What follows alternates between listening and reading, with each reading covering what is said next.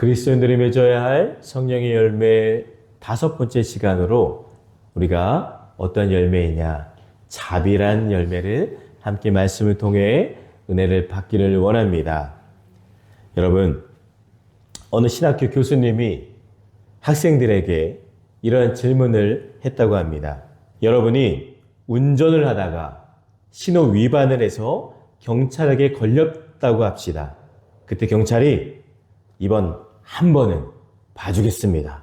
조심하세요 라고 말하고 보내주면 이것을 무엇이라고 합니까? 교수님이 이렇게 질문했어요. 한 학생이 대답했습니다. 은혜입니다. 교수님이 다시 물었습니다.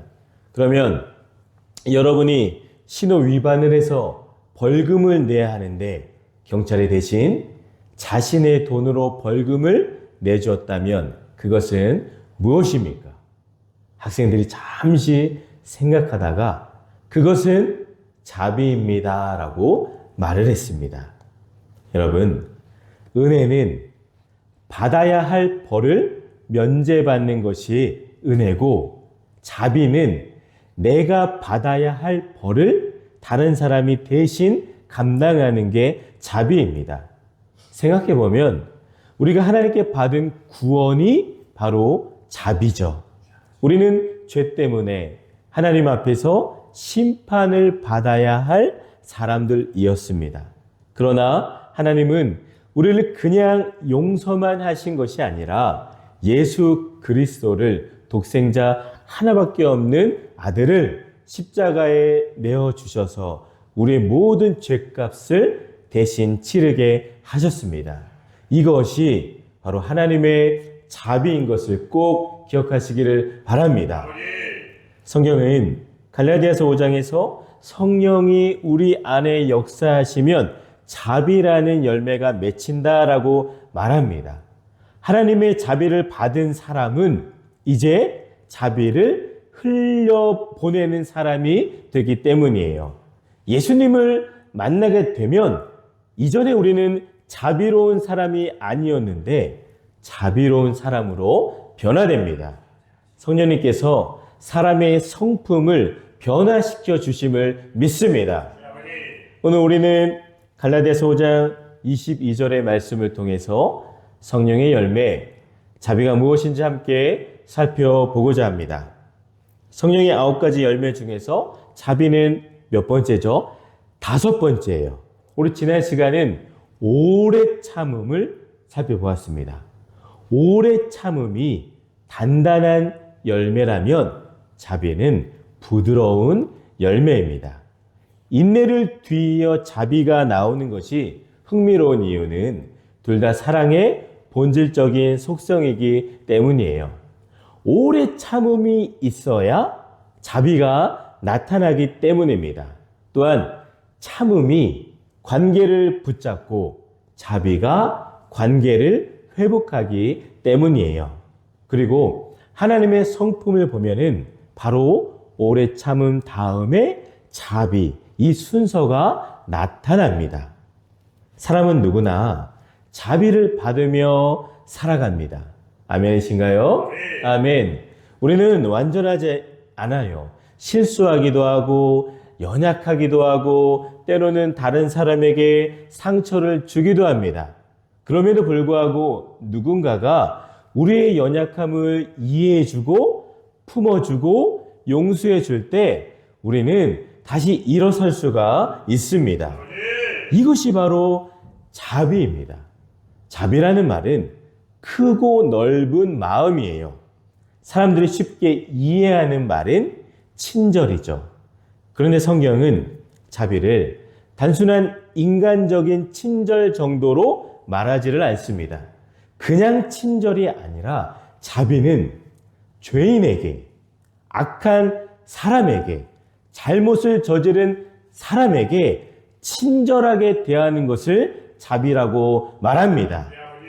그러니까 여러분, 자비란 자신에게 불편하더라도 다른 누군가를 돕기 위해 기꺼이 무언가를 해가거나 어떤 행동을 취하려는 태도가 바로 성경이 말하는 자비입니다.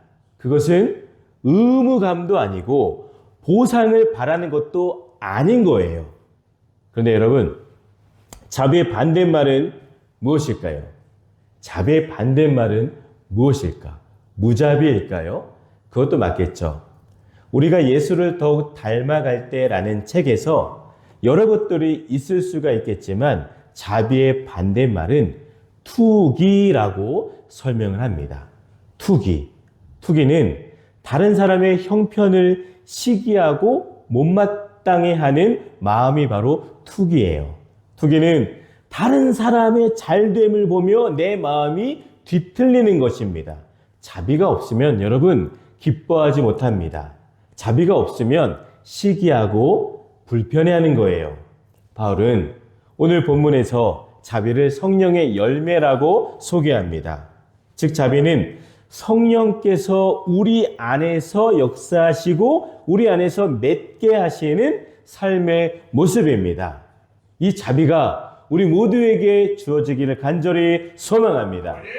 그러면 자비가 뭘까요? 먼저는 자비는 하나님의 성품입니다. 할렐루야. 아멘.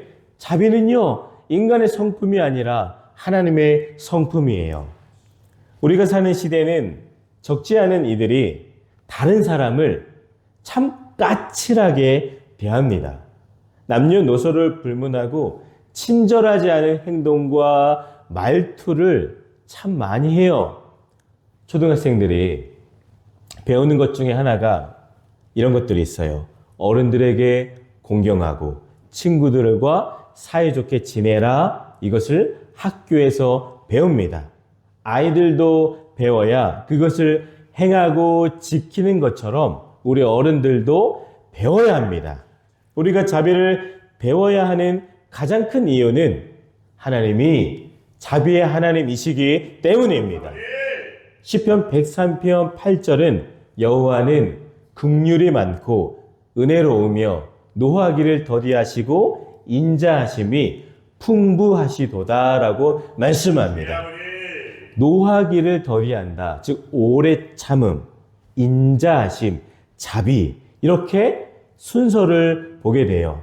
하나님은 먼저 참아주시고 그 다음 자비를 베푸십니다. 성경 전체를 보면 하나님은 심판의 하나님이기 이전에 자비의 하나님이십니다. 생각해 보십시오. 우리는 하나님 앞에서 얼마나 많은 실수를 하며 살아갑니까? 하나님보다 세상을 더 의지할 때가 많고 기도보다 걱정이 앞설 때가 많고 말씀보다 내 생각대로 살 때가 많습니다. 내 욕망대로 내 마음대로 할 때도 많아요. 그럼에도 우리 하나님은 오래 참아주시고 자비를 주십니다. 하나님은 우리를 결코 버리지 않으시고 떠나시지도 않으십니다.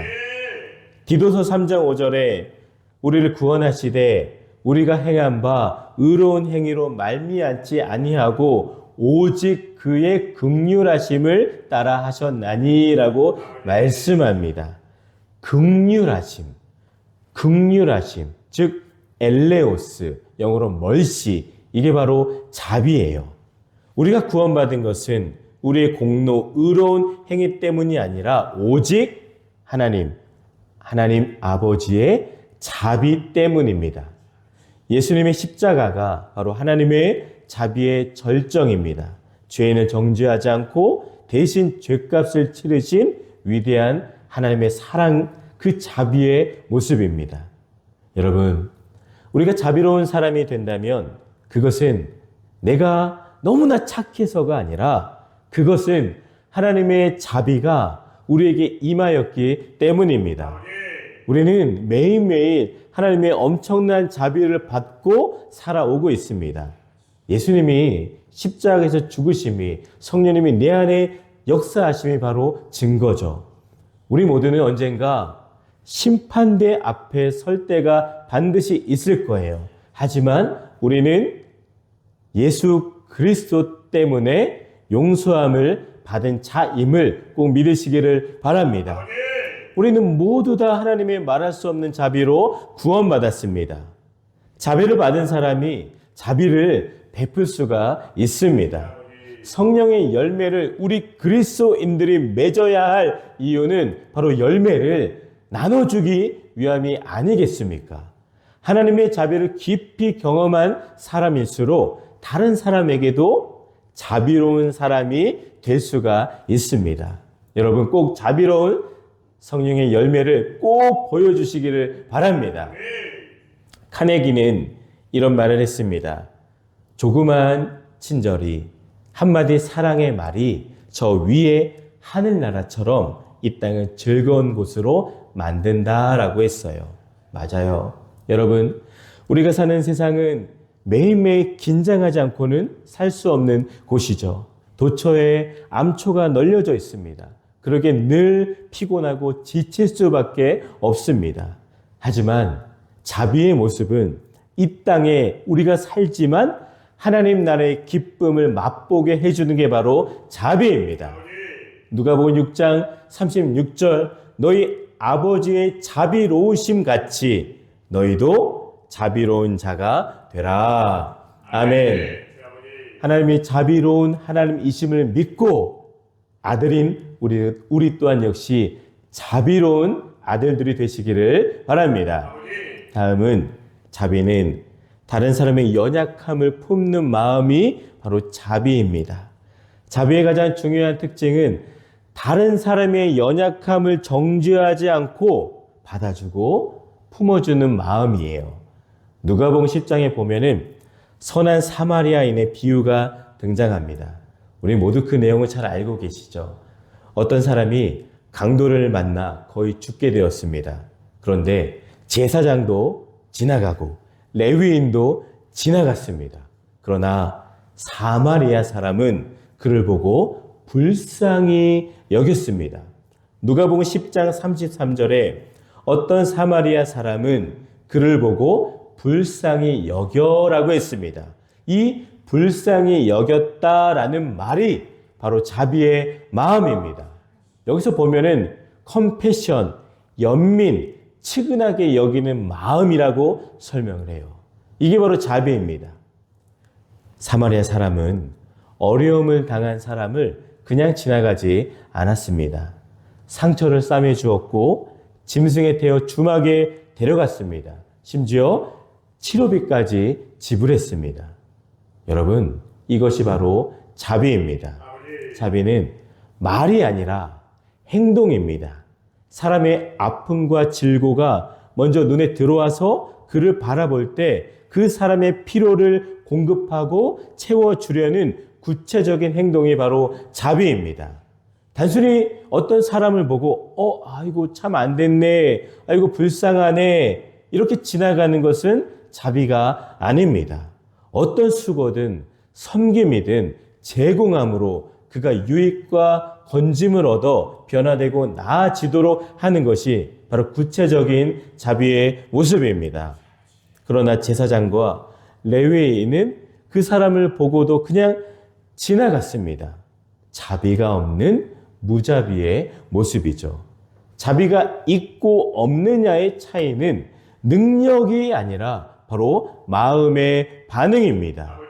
자비가 있는 사람은 어떻게 도울까 이것을 생각하지만 자비가 없는 사람은 에이, 나와 상관없는 일이야 하면서 지나칩니다. 여러분, 우리의 삶에도 이런 상황이 사실 많습니다. 실수하는 사람을 볼 때, 부족한 사람을 볼 때, 나에게 상처 준 사람을 볼 때 그때 우리는 두 가지 반응을 합니다. 첫 번째는 그 사람을 보면서 정죄하는 반응이에요. 아우, 왜 저렇게 하지? 왜 저 사람은 왜 늘 저럴까? 이런 반응이고요. 다음은 자비의 반응입니다. 아, 저 사람도 저런 행동을 하는데 무언가 이유가 있겠구나. 힘들겠구나. 내가 조금 더 이해해 주자. 이런 반응을 해요. 여러분, 우리 안에 성령님이 역사하셔서 두 번째 반응을 하는 사람들 되기를 원합니다. 성령이 역사하시면 우리의 시선이 달라집니다. 판단의 눈이 자비의 눈으로 바뀝니다. 그리고 자비가 행동으로 보여지게 되는 거예요. 여러분, 자비가 없는 사회는 어떤 사회가 될까요? 참 냉정하고 차가운 사회가 되겠죠. 자비가 없는 신앙은 어떨까요? 딱딱한 신앙이 될 것입니다. 하지만 자비가 있으면 우리는 따뜻해져요. 자비는 사람을 따뜻하게 대하는 성품입니다. 우리는 사람을 대하면서 조금만 실수해도 왜 저렇게 할까? 왜 저 사람은 저럴까? 도무지 이해가 안 된다. 이렇게 손가락질합니다. 그러나 자비는 이렇게 말합니다. 그럴 수도 있겠다. 힘드니까 그럴 수도 있겠다. 아직 성장하는 과정이겠지. 여러분, 이 모습이 우리에게 있기를 간절히 기도합니다. 우리 주안교회는 자비가 충만한 교회, 자비가 넘치는 교회가 되기를 바랍니다. 그러니 목마른 자들, 아픈 자들, 부족한 자들, 새로운 세신자들이 교회로 오면 본체 많지 않은 제사장 레위인이 아니라 믿는 그리스도인으로 자비의 행동이 있어야 됩니다. 닥쳐서 준비하면 우리 교인들은 못할 거예요. 연습을 해야 돼요.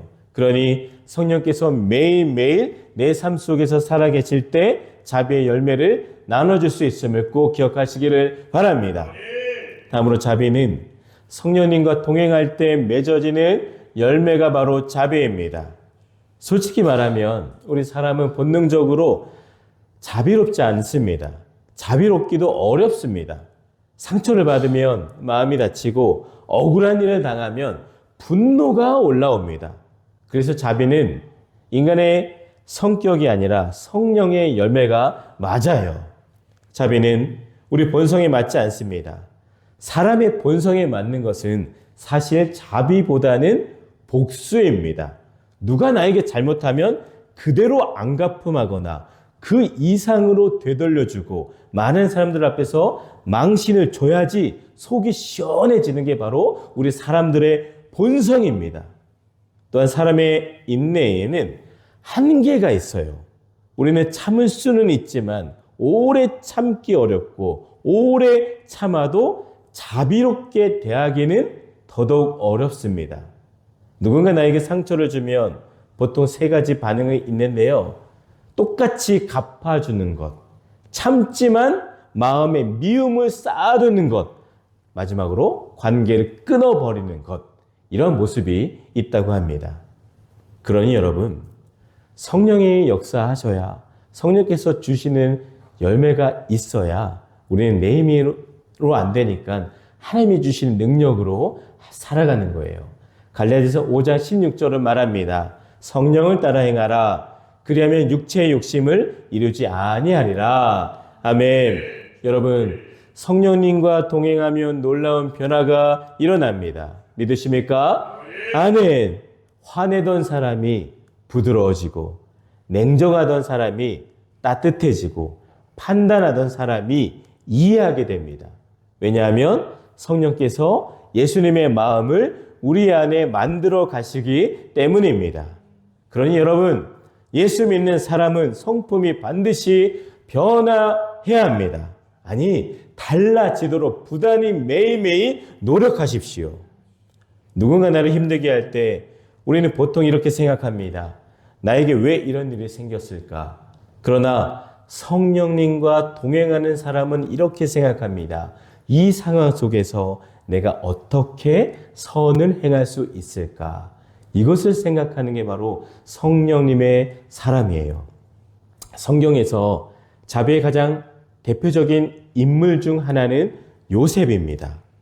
형들은 아버지의 사랑을 독차지하는 이 요셉을 미워했습니다. 구덩이에 던졌고 노예로 팔았습니다. 사람이라면 평생 원망할 수 있는 사건이죠. 그런데 요셉은 형들을 훗날에 다시 만났을 때 이렇게 고백을 합니다. 당신들은 나를 해하려 하였으나 하나님은 그것을 선으로 바꿔주셨습니다. 아멘. 선으로 바꿔주심이 바로 이것이 자비입니다. 자비는 상처를 복수로 갚지를 않습니다. 자비는 그 상처를 오히려 선으로 바꾸는 능력입니다. 왜 그럴 수 있을까요? 성령님과 동행하기 때문입니다. 성령은 우리의 마음속에 남아있는 상처와 아픔을 만져주시고 변화시켜 주십니다. 복수가 아니라 이해하고 받아들일 수 있고 사랑할 수 있는 마음을 주십니다. 에베소서 2장 7절에 이는 그리스도 예수 안에서 우리에게 자비하심으로써 그 은혜의 지극히 풍성함을 오는 여러 세대에 나타내려 하심이라. 아멘. 여러분, 우리 꼭 성령 충만하십시다. 성령 바로 그 예수님의 마음을 우리 안에 심어주시는 분이시기 때문입니다. 성령님과 동행하는 사람은 사람의 허물을 보기보다 사람의 가능성을 바라봅니다. 성령의 열매인 자비가 우리 삶 가운데 반드시 맺어지기를 간절히 축원합니다. 말씀을 맺습니다. 우리 사랑하는 우리 모든 귀한 가족 여러분, 우리는 모두 하나님의 자비로 매일매일을 살아가는 자들입니다. 우리가 받은 구원도, 우리가 오늘 여기까지 온 것도 모두 하나님의 자비입니다. 그러므로 하나님 우리에게 말씀하시죠. 너희도 자비로운 사람이 되라.